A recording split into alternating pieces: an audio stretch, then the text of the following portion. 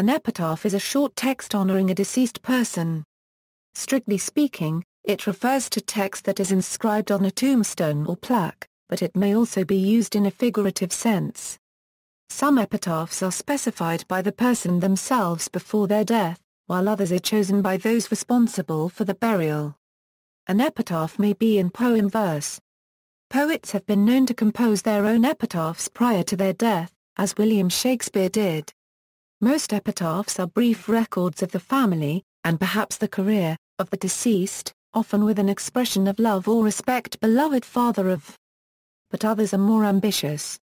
From the Renaissance to the 19th century in Western culture, epitaphs for notable people became increasingly lengthy and pompous descriptions of their family origins, career, virtues and immediate family, often in Latin.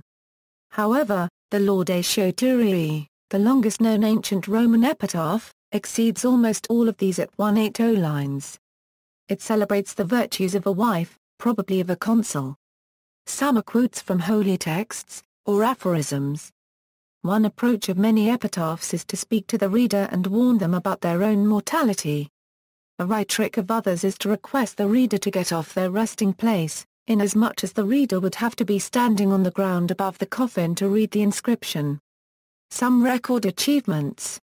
Nearly all note name, year or date of birth, and date of death. Many list family members and the relationship of the deceased to them. Notable epitaphs, heroes and kings your distance keep. In peace let one poor poet sleep, who never flattered folks like you. Let Horace blush and Virgil too. Alexander Pope, Wamar 1/4 sen wissen. Worden wissen. In English, we must know. We will know. David Hilbert, he never killed a man that did not need killing. Clay Allison, here lies one whose name was writ in water. John Keats, sleep after toil, port after stormy seas, ease after war, death after life, does greatly please. Joseph Conrad, that's all folks. Mel Blanc, I've finally stopped getting dumber. Paul Erders, go tell the Spartans, stranger passing by that here, obedient to their law, we lie. Simonides' epigram at Thermopylae, I told you I was ill. Spike Milligan, here sleeps at peace a Hampshire grenadier who caught his early death by drinking cold small beer. Soldiers, be wise at his untimely fall, and when you're hot, drink strong or none at all.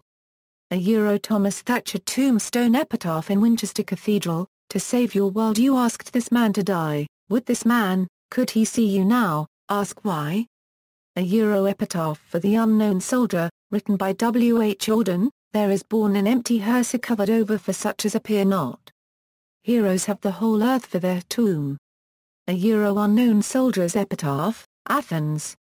Passages taken from Pericles' funeral oration, against you I will fling myself, unvanquished and unyielding, O death. Virginia Woolf, good friend for IESVS sake forbear, to dig the DVST enclosed here. Blessed be man spares THES stones, and CVRST be he moves my bones. In modern spelling, good friend for Jesus sake forbear, to dig the dust enclosed here. Blessed be the man that spares these stones, and cursed be he that moves my bones. William Shakespeare.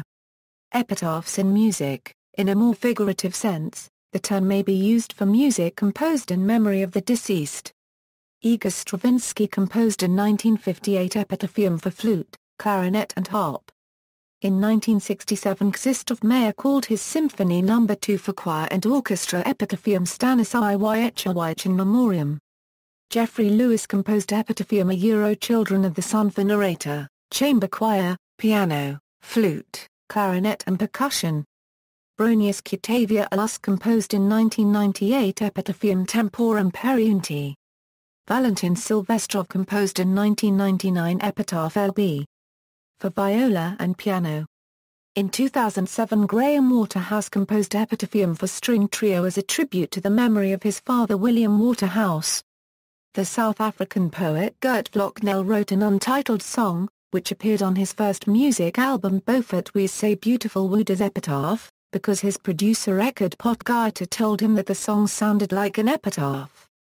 Epitaph in space. In the late 1990s, a unique epitaph was flown to the Moon along with the remains of geologist and planetary scientist Eugene Shoemaker.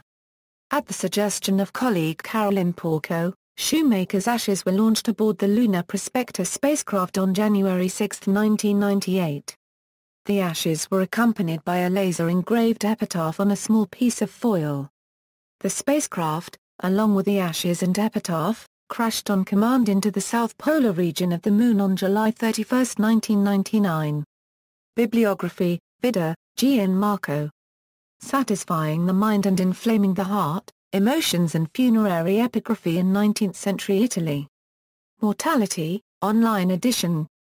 http www.tanphonelineconf by CJS8 UE 62 NK5WRQ Full UCHOP 30, Bertrand, Ra Copyright Gis.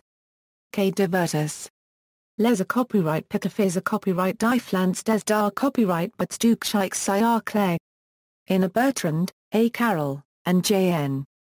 Pellon, Les Narrations de la Mort. Aix-en-Provence, Publications de la Euro Unregistered Trademark Université de Provence.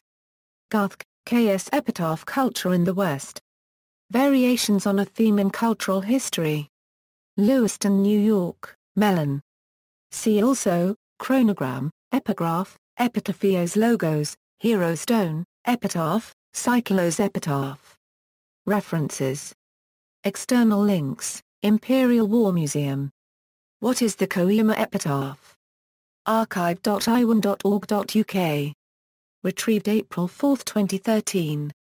Koyama Epitaph.